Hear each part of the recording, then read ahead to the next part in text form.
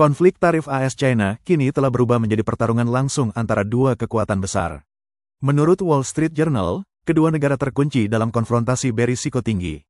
Seorang mantan pejabat PKC baru-baru ini menulis bahwa Beijing tidak akan pernah mengorbankan kepentingan politik demi ekonomi. Ia percaya pemerintah bahkan mungkin bersedia berperang dengan AS. Dengan kata lain, Sekretaris Jenderal PKC Xi Jinping bisa mengambil risiko besar dan memulai perang nyata atas Taiwan. Namun, jika itu terjadi, konsekuensinya akan sangat menghancurkan. Selama beberapa hari terakhir, perang dagang telah meningkat pesat setelah Presiden Donald Trump menaikkan tarif barang-barang China hingga total 145%. Juru bicara Kementerian Luar Negeri China mengatakan pada tanggal 11 April bahwa mereka siap berperang sampai akhir. Mulai tanggal 12 April Beijing akan menaikkan tarif barang-barang AS hingga 125% dan mengatakan mereka akan mengabaikan kenaikan lebih lanjut dari AS. Pada saat yang sama, pemerintah China telah menjual obligasi Treasury AS. Kepemilikan mereka turun dari puncak 1,3 triliun dolar AS menjadi 760,8 miliar bulan ini. Mereka juga membatasi jumlah film Hollywood yang diizinkan masuk ke China. Juru bicara Kementerian Luar Negeri China, Ma Ning, memposting video lama Mao Zedong dari Perang Korea di platform X. Pesannya jelas, jika AS ingin berperang, China akan terus berperang sampai menang sepenuhnya. Duan, yang mengikuti dengan cermat seluk-beluk kepemimpinan China, menjelaskan keyakinan inti Xi Jinping. Ia mencari kerjasama melalui konfrontasi. Caranya bernegosiasi bukanlah duduk dan berbicara, melainkan berperang melalui perang atau melalui negosiasi. Ia ingin melindungi kekuasaannya melalui konflik. Itulah sebabnya ia tidak peduli jika hubungan dengan AS memburuk, kata Duan. Xi Jinping telah mengambil keputusan pada tahun 2023. Ia siap berperang dengan AS, bahkan jika itu berubah menjadi pertempuran skala penuh yang nyata. Ia telah mempromosikan gagasan ini di dalam militer, dan pembangunan militer China kini jelas dimodelkan pada angkatan bersenjata AS. Xi Jinping tidak bersedia menukar kontrol politik dengan keuntungan ekonomi, jadi ia bersedia membayar harga apapun dalam perang dagang ini, kata Duan. Perang nyata mungkin sulit dihindari. Ia menunjuk pada langkah kuat oleh militer China. Perwira kini diharuskan menginstal aplikasi bernama Atlas Musuh Kuat di ponsel mereka. Aplikasi ini memberikan informasi rinci tentang unit, pangkalan, lambang, dan komandan kunci militer AS. Pasukan diperintahkan untuk tidak takut perang dan bersiap untuk bertempur dengan AS. Menurut Duan, ini adalah salah satu langkah terbaru Xi Jinping. Dari 8 hingga tanggal 9 April PKC mengadakan konferensi perang pinggiran pusat di Beijing. Xi Jinping hadir dan memberikan pidato. Fokus utamanya adalah kebijakan luar negeri terhadap negara-negara tetangga. Tetapi media pemerintah tidak menyebutkan apapun tentang pemikiran Xi Jinping tentang diplomasi. Rekaman yang ditayangkan oleh penyiar pemerintah China CCTV menunjukkan bahwa semua anggota Politbiro hadir dalam pertemuan tersebut. Tetapi Jenderal Haidong, Wakil Ketua Komisi Militer Pusat, yang telah menghilang selama sebulan, masih absen. Pada tanggal 10 April, komentator independen Tai Shikun mengatakan di saluran medianya bahwa hampir semua pejabat tinggi PKC hadir dalam konferensi misterius ini. Setiap faksi besar hadir. Suasana di tempat itu terasa seperti pemakaman. Hampir semua orang mengenakan setelan gaya Mao berwarna hitam dan tampak muram. Tidak ada yang diizinkan membawa kertas atau pena, dan mencatat sangat dilarang. Pada tanggal 9 April Chen Kong, seorang komentator politik yang berbasis di AS, menyatakan dalam program video bahwa ini adalah pertemuan luar biasa dengan suasana tegang. Semua orang diharapkan mendengarkan dalam diam. Para pejabat memiliki ekspresi yang sangat serius, dan bahkan Xi Jinping tampak cukup muram. Beberapa komentator daring menganalisis bahwa Xi Jinping kini berada dalam posisi sulit. Ia memang sedang mempersiapkan konfrontasi dengan AS karena ia tidak punya jalan keluar. Keadaan emosional dan posturnya membuat pejabat lain cemas namun tak berdaya. Mereka tahu bahwa terus berperang dengan AS hanya akan menyebabkan kekalahan, dan mereka tidak ingin mengikuti Xi ke dalam pertempuran yang kalah. Sarjana Yuan Honging, yang berbasis di Australia, memiliki sumber informasi internal dengan PKC. Ia menyatakan bahwa kesediaan pemimpin PKC untuk mempertaruhkan segalanya dalam konfrontasi dengan AS berasal dari dua ketakutan. Ketakutan pertama terkait dengan fentanyl. Dilaporkan bahwa selama masa jabatan pertama Donald Trump, ia menuntut agar China menghentikan aliran bahan kimia prekursor fentanyl melalui Kanada dan Meksiko ke AS. Pada saat itu, Xi Jinping berkomentar bahwa kekuatan Barat, dimulai dengan Perang Opium, telah mengubah China menjadi masyarakat semi-kolonial, dan kini AS telah menjadi pusat narkoba. Ini menunjukkan tren yang lebih besar dari kebangkitan Timur dan penurunan Barat. Sejak itu, alih-alih mengekang produksi prekursor fentanyl, China justru meningkatkan produksi dan ekspornya. Yonging menambahkan bahwa selama masa jabatan pertama Trump, militer China dan Kementerian Keamanan Negara mengembangkan apa yang disebut Rencana Nol. Rencana ini bertujuan untuk meningkatkan produksi prekursor fentanyl secara signifikan dan mengirimkannya melalui Kanada dan Meksiko untuk memperkuat ketergantungan masyarakat Amerika pada obat tersebut. Ia menyatakan bahwa pendekatan agresif Trump dalam perang tarif membuat China percaya bahwa pemerintah AS mungkin memiliki pengetahuan tentang Rencana Nol. Oleh karena itu, ia khawatir jika ia mundur, ia bisa dikejar sebagai gembong narkoba terbesar di dunia, kata Honging. Ketakutan kedua bagi Xi adalah jika China menyerah dalam perang tarif, AS mungkin akan meningkatkan dengan mengangkat masalah akuntabilitas untuk pandemi CO9. Sebelumnya, Jaksa Missouri mengajukan gugatan yang menuduh China menimbun peralatan pelindung selama pandemi COVID-19, yang secara langsung berdampak pada sistem perawatan kesehatan negara bagian tersebut. Pada tanggal 7 Maret, seorang hakim federal AS memutuskan mendukung Missouri, memerintahkan 9 entitas China untuk membayar lebih dari 24 miliar dolar AS sebagai ganti rugi. Jaksa Agung Missouri, Andrew Bailey, membahas penegakan rencana pembayaran, yang bisa melibatkan penyitaan lahan pertanian dan aset lain yang dimiliki oleh entitas China. Putusan ini dikatakan telah sangat mengganggu Xi Jinping. Langkah selanjutnya bagi AS mungkin melibatkan tuduhan kejahatan terhadap kemanusiaan terkait penyebaran virus. Akibatnya, pemerintah China kini bertekad untuk berperang sampai akhir dalam perang tarif. Hong lebih lanjut mencatat bahwa di bawah tekanan perang tarif, tidak hanya sektor industri China yang putus asa, tetapi juga ada rasa putus asa di dalam sistem birokrasi PKC. Menurut orang dalam, baik perwira yang masih menjabat maupun yang sudah pensiun, baik pejabat yang masih menjabat maupun yang sudah pensiun, khawatir jika perang dagang meningkat menjadi konflik militer, aset mereka di AS, Jepang, dan Eropa bisa disita. Akibatnya, para pejabat tinggi ini merasa cemas, dan ada ketidakpuasan dan kemarahan yang meningkat terhadap Xi Jinping. Semua ini berasal dari tekad obsesif Xi Jinping untuk menyatukan Taiwan secara paksa. Sumber dari Facebook telah mengungkapkan bahwa tak lama setelah Trump kembali ke Gedung Putih, tim Xi menggunakan jaringan Front Persatuan yang ada dan juga mengirim pakar diplomatik dan sarjana yang berafiliasi dengan partai untuk mengunjungi think tank AS. Mereka terlibat dalam pembicaraan rahasia dengan pejabat senior Gedung Putih, mencoba memahami niat sebenarnya AS. Yang paling penting, mereka ingin tahu apakah Trump akan bertindak seperti yang ia lakukan dengan Ukraina, dengan memilih untuk tidak melakukan intervensi militer dalam konflik Taiwan. Laporan menunjukkan bahwa Trump telah menetapkan garis merah yang jelas untuk China. Pertama, China tidak boleh menggunakan kekuatan militer untuk menyatukan Taiwan, atau konsekuensinya akan parah dan tak terbayangkan. Trump tidak merinci apakah ini akan melibatkan pengiriman pasukan untuk membela Taiwan. Kedua, China harus menghentikan aliran narkoba ke AS, terutama fentanyl. Jika AS menemukan China sengaja membiarkan narkoba membanjiri negara tersebut, mereka akan memberlakukan lebih banyak sanksi dan tindakan pembalasan. Ketiga, mengenai pencurian rahasia dan teknologi nasional AS oleh China melalui berbagai cara, AS tidak hanya akan mengecamnya, tetapi juga akan mengambil tindakan balasan yang kuat. Yang tidak diantisipasi Trump adalah bahwa beberapa tokoh penting di antara pangeran komunis China yang tinggal di AS akan meminta pertemuan dengannya. Mereka mengklaim memiliki informasi penting untuk dilaporkan kepadanya di Mar-a-Lago. Trump setuju untuk bertemu, tetapi hanya selama setengah jam. Alasan mereka bertemu adalah ketakutan bahwa jika Xi melancarkan perang melawan Taiwan, tidak hanya aset mereka di AS dan negara-negara barat akan disita, tetapi kekayaan mereka sendiri di rekening bank Swiss juga bisa berisiko.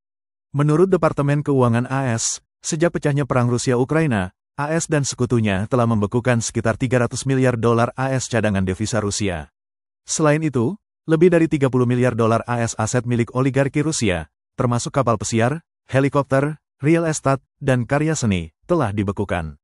Kekayaan China di negara-negara barat jauh melebihi jumlah ini. Trump telah menggunakan data besar untuk melacak dan menargetkan kekayaan pangeran PKC dan pejabat tinggi PKC di negara-negara barat. Begitu perang dimulai, aset-aset ini akan dibekukan dan digunakan untuk reparasi pasca perang. AS tidak ingin terlibat dalam konflik Rusia-Ukraina, terutama karena pemerintahan Trump percaya Eropa harus mengambil lebih banyak tanggung jawab atas Ukraina. Oleh karena itu, Trump mengadopsi pendekatan yang lebih lembut terhadap Rusia, berharap untuk mengakhiri perang dan menjadikan Rusia negara normal yang bisa membantu melawan China. Namun, jika China menginvasi Taiwan, Trump melihatnya sebagai pertempuran global yang menentukan dan tidak akan membiarkan China mengambil alih Taiwan. Jika China berhasil, itu bisa berarti bahwa seluruh Laut China Selatan dan Indo-Pasifik akan jatuh di bawah pengaruh China. Kehilangan Indo-Pasifik berarti kehilangan posisi AS sebagai pemimpin global. Berdasarkan wawasan ini, perwakilan pangeran termotivasi tidak hanya untuk melindungi kekayaan besar mereka, tetapi juga untuk mewakili faksi anti-perang di dalam PKC, mencari dukungan Trump. Tujuan mereka adalah bekerja sama untuk mencegah Xi memulai perang. Sumber mengatakan bahwa informasi ini disampaikan secara akurat kepada Trump secara tatap muka. Setelah sesi pleno ketiga tahun 2022, pengaruh Xi mulai menurun karena masalah kesehatan. Untuk menstabilkan situasi, PKC mengizinkannya tetap berkuasa meskipun kesehatannya terganggu. Namun, begitu ia pulih, ia mulai memusatkan kekuasaan lagi. Xi sekarang melihat penyatuan militer dengan Taiwan sebagai misi suci dan bersedia membayar harga apapun untuk mencapainya. PKC selalu berada dalam keadaan perebutan kekuasaan internal. Sesi 2 tahun ini bertepatan dengan peringatan 20 tahun Undang-Undang Anti-Sesi. Xi Jinping menginstruksikan Ketua Komite Tetap Kongres Rakyat Nasional, Xiao Li, untuk mengubah undang-undang tersebut, memberikan Xi kekuasaan untuk memulai perang. Ini akan memungkinkannya menyatakan keadaan perang atau memberlakukan darurat militer kapan saja. Ini adalah pengulangan dari apa yang terjadi pada tahun 2018, ketika Xi mengusulkan amandemen konstitusi selama Kongres Rakyat Nasional. Ia mendesak Zhao untuk mendorong amandemen tersebut, tetapi Zhao tidak mematuhi. Akibatnya, Xi memerintahkan Zhao untuk melewatkan upacara penutupan. Li Hongjong, Wakil Ketua Komite Tetap Kongres Rakyat Nasional ke-14, mengumumkan bahwa Zhao absen karena infeksi pernapasan dan perlu istirahat di rumah. Namun, kali ini, intervensi para tetua PKC menyebabkan pembalikan situasi. Keesokan harinya, Zhao muncul kembali di depan umum, menandai peristiwa penting yang mengingatkan pada saat Hu Jintao dikawal keluar dari Kongres Rakyat ke-18. Orang dalam mengungkapkan bahwa jika bukan karena siaran langsung, tidak ada yang akan percaya siapa yang dipaksa keluar dari tempat tersebut. Bahkan dengan liputan langsung, beberapa orang masih mengira Hu memiliki masalah kesehatan daripada diusir oleh Xi. Namun, kali ini, para tetua berhasil membalikkan situasi. Xi merasa bahwa kekuasaannya untuk melancarkan perang melawan Taiwan terbatas, jadi ia mengambil cuti dan pergi bersantai di daerah perbatasan seperti Provinsi Yunnan dan Guizhou. Orang dalam menambahkan bahwa para tetua PKC tidak ingin menghabiskan tahun-tahun tersisa di tengah perang, juga tidak ingin aset keluarga mereka di luar negeri terekspos atau disita.